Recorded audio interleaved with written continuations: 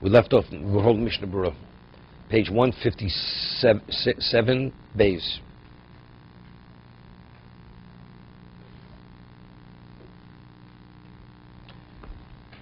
Page 157 Bays. Habori ben Tesha Shanim Shlemos. If a child is healthy, he's 9 years old, that's when you begin training him to fast. You add an hour. Hainu shenishlam hatesha shanim koriyim b'kippurim. Meaning, when a child is 9 years old, what does that mean? He's just entering his 10th year. That means he's a full 9 years. Mashkosov ben Esther pirusho b'kochush. It's if we were said at 9 years, so what does it mention 10? The answer is if a person has a weak constitution, you shouldn't start eating at 9. Wait a year. A year later, 10 years old. Umalo mechanchin hainu sheminichon lo lechol kfi hargilo b'chol. You don't allow him to eat at his own whim, as he normally eats. This is very important. The obligation to train a child is only an obligation of the father, not a third party. So let's say you have an orphan. An orphan. He has no father. Is there an obligation of the community to be mechanech him? I mean, it's the right thing. Because you make his life easier when he gets older. That he should be acclimated, in doing mitzvahs. But there is no obligation. Nobody's in violation of anything if they did not address it. Ubel kama poskim gam be'im. Other poskim say not only is the father obligated in chinuch, even the mother. Lekech yuva. Kam poskim gam be'im lekech yuva de chinuch im lo le mitzvah baum. It's just a mitzvah. They want to bring out proof. There's a beautiful piece in there's a save called Pri Yitzchok from Rav Itzel Petterberg in Halacha. Brings a proof from the Gemara that Beis in Sukkah. There was a queen, her name was Helene Amalka. It says she built a sukkah for her children. Right, whatever is more, so from there they want to bring proof. You see? Right? If she was obligated to chinuch, a mother has the obligation to train her children, to acclimate them in mitzvahs. So no, it should have been built according to specification. No, that was the proof. That's the back and forth. That's the back and forth over in the Gemara. Others say a woman also. A mother has to. So let's talk. Let's say a woman, a person's husband travels wherever it may be. It's not home. So who's going to learn with the children? And they can't afford a tutor, right? The mother has to learn with her children. You say the obligation of chinuch is on the mother. For chinuch reasons, she has to study with her children.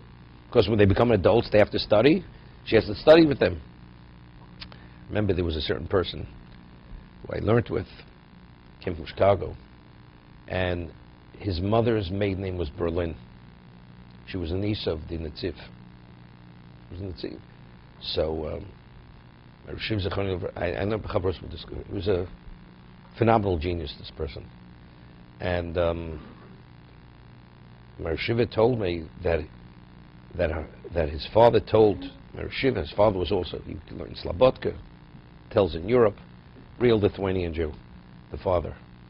And that he would, because he used to travel, his wife really knew how to learn Gemara.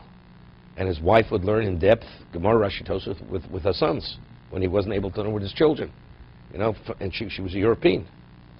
Even when she spoke like with a Lithuanian accent. Even her English, that's the way she spoke. There's a chiyuv chinuch. Yesh poskim shkosku dika chinuch. Chiyuv chinuch gam alein. Even the mother has to. Everybody agrees. Whether you have an obligation to make sure the child begins or not, a third party does it. What about to give the food to the child? The child should be adding hours, and in the hour that he should be fasting, you offer him food. You're doing the wrong thing.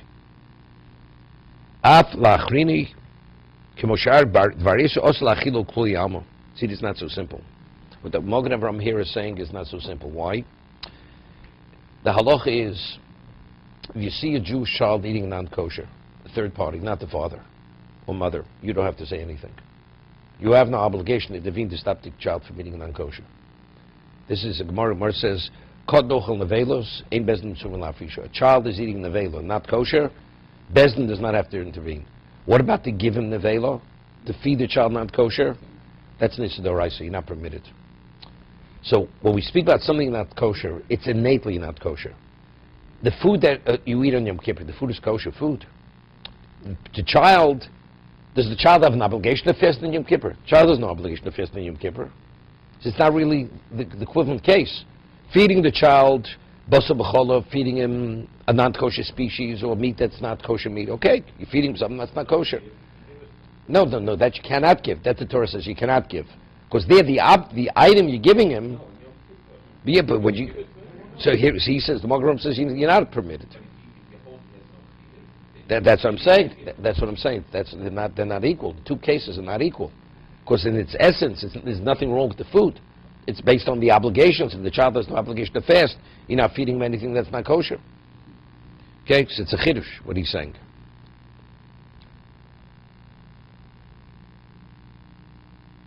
Vuadin l'ktana habriya. In either case, you're not doing anything wrong.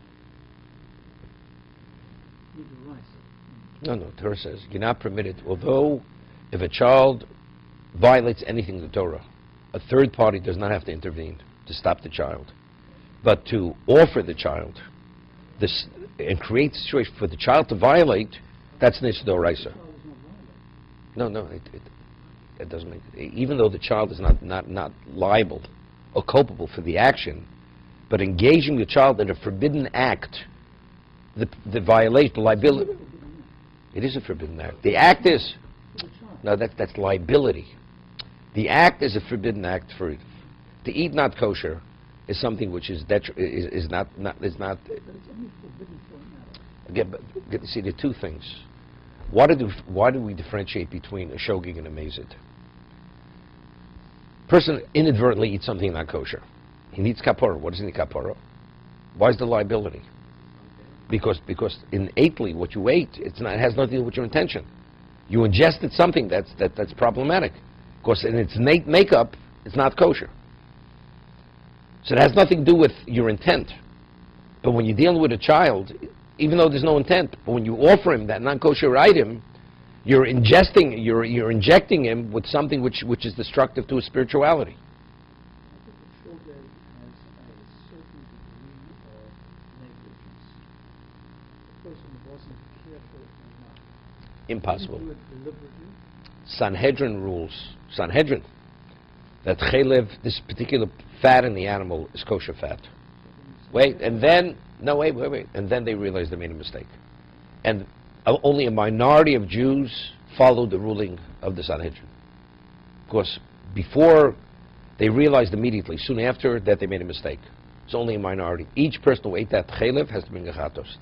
It's only when the majority of Klal Yisrael violate, that's when the Sanhedrin has to bring the par helam dover, the chatos. But until it's a majority, each individual has to bring his own sin offering.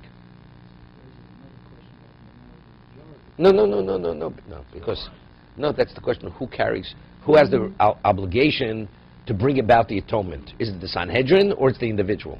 It has nothing to do with Rov. Nothing with Rov. If the majority, that means it's reached a critical mass, then the obligation is on the Sanhedrin. They have to bring this special kind of chatos. It's not an ordinary chatos. It's a different species. It's a bull. It's a par. It's not just an ordinary animal.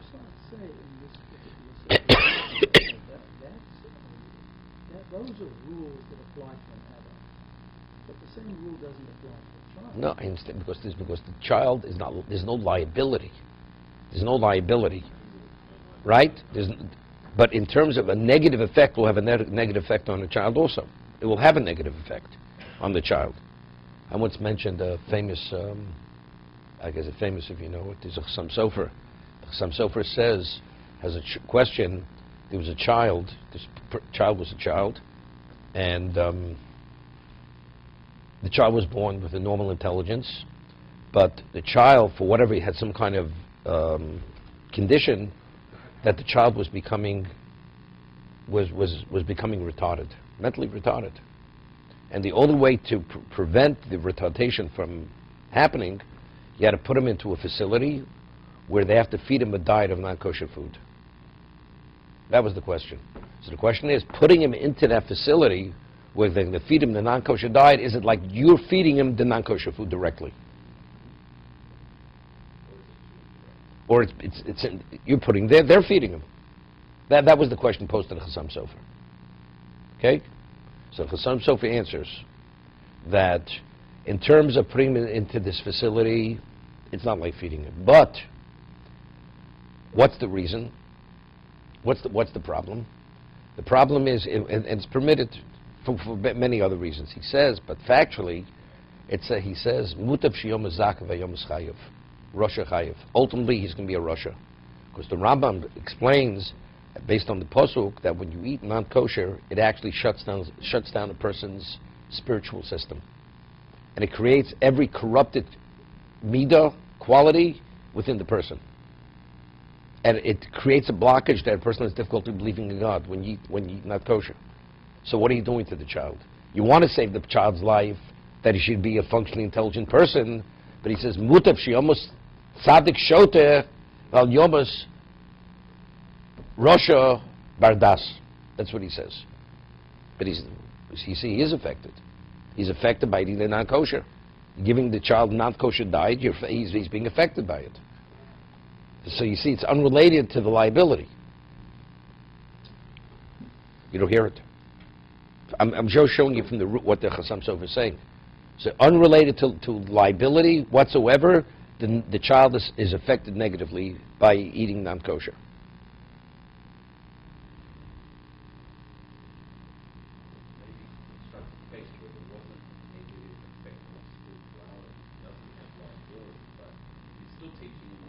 Not teaching, has nothing teaching. We're talking about the effect of eating non-kosher. He doesn't even know, you can tell him it's put not kosher sign on it. Yeah, let it say Hebrew National, we'll think it's kosher. Okay? Well, I'm talking about it specifically that. So I'm saying Yom Kippur. The food is kosher food. The Torah says you're not permitted to eat in Yom Kippur. So that's a chiddush. That's considered like feeding him something not kosher. Therefore, a person, even the third party, is not permitted to offer him the food directly. Child wants to eat, you let the child eat. But you should be the one to offer the food. That you should not do. Okay?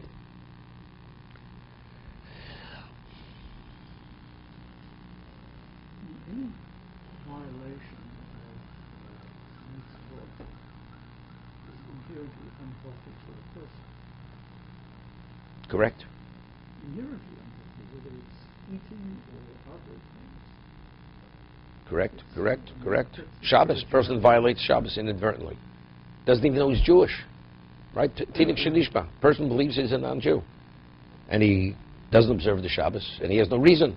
Years later he finds that he has to bring a chatos for the Shabbosim that he didn't keep. What did he do? There was no intent. The answer is, you're obligated to observe the Shabbos. Violating the Shabbos is detrimental to your spirituality. You need spiritual rehabilitation. That comes through the chatos. Eating, it's easy to understand that if you feed somebody a little bit of poison, it's going to be adverse to their physicality.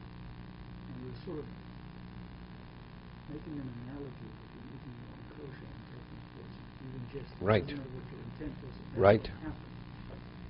But we also know that there is a direct linkage between observing each mitzvah and certain aspects of the body, Of the neshama. Right. And if one were not to perform a certain mitzvah, to violate a certain mitzvah, there's a direct correlation to something. Definitely. That's no different than taking poison.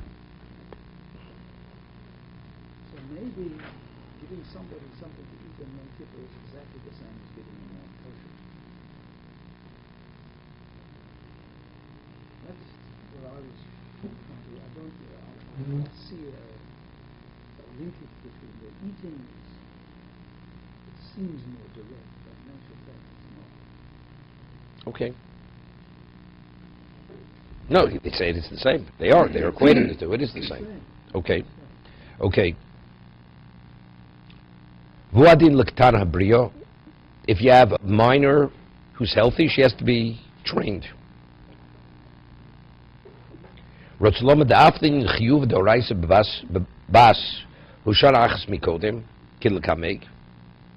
When does a girl begin fasting a full day? It's the year before her bas mitzvah, at the age of 11. Afilochlin yechinuch shows chinlin yashlom lo rotz cham lahachmir shia biisha gamkein shona yosem mibish. Elihishu midosein. He's saying interesting. We say at the age of 9, a boy and a girl, you start adding hours. But if a girl becomes an adult a year before a boy, so maybe we should start adding hours at the age of 8. Correct? That's what he's pointing out. He says, but yet we say no. Only from the age of 9 going forward do we begin acclimating and training both of them from the same point going forward. If a child normally eats, let's say at 8 o'clock in the morning, breakfast, you give him breakfast at 9 o'clock. So the child has an understanding that you don't eat on Yom Kippur the way you normally eat at its regular time. With all respect to breakfast, basically delaying breakfast. Not only breakfast, even throughout the day. Delaying all meals, pushing meals out. No, it's breakfast. You're eating an hour. You started to train. You're eating. He's fasting 1 hour. With lunch is going to be the same time. Be the same time. Breakfast. Right. So I see a difference between doing the 12 to 13. They don't see it. Not they see it. The Torah. The Torah This is a difference. makes a difference. Makes a difference. That difference doesn't show up before the age of 9. Correct. That's what we're saying. Correct. Well, this is all rabbinic. Chinuch is rabbinic. The rabbinic obligation of beginning to acclimate the child. We don't differentiate between the boy and girl. Although adulthood comes a year earlier, they start at the same point going forward. Maybe that's true. Maybe boys and the girls are maturing at roughly the same rate up to age 9. No, but age 9 we're saying also. Beyond the age 9, there's a difference. But we're adding the same hour. Right. Okay. Okay. V'amar l'briya chinuch shows who teisha shanum malo, chusha me'aser shanum malo. So therefore, as we said for a boy, if a boy is healthy, 9 years. If he has a weak constitution, it's 10 years. Same thing with the girl. A healthy girl, it's 9 years old. You begin adding the hour. She has a weak constitution, it's the age of 10. But what about when she reaches the age of 11? Ben achas esrei. Ben zocha ben nekev, v'hochalu zocha tenai shu briyim.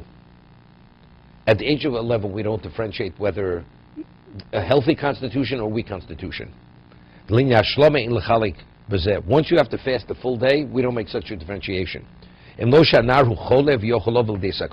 it's a question that could actually affect his health, where the child will be in danger, only then. But otherwise, if the child be weak, he should fast a full day from the age of 11 going forward. Age of 11.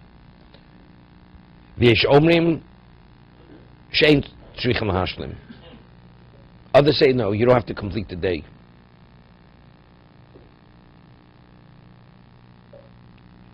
Whether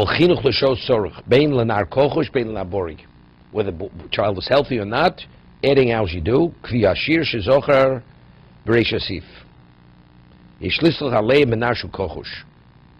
you should rely on this. So then he says, if a child is healthy, age of 9, he should fast a full day, boy and girl. But if the child has a weak constitution, the Ramos says you have a right to rely on the linked opinion that he should not fast a full day. Just add a few hours. This is Yom Kippur. There's Yom Kippur. There's only Yom Kippur. And the other fasts? No. You don't say the same on Tisha B'Av? People usually do because you want to start getting the child involved to be able to, when he becomes an adult, to be able to do it correctly. To be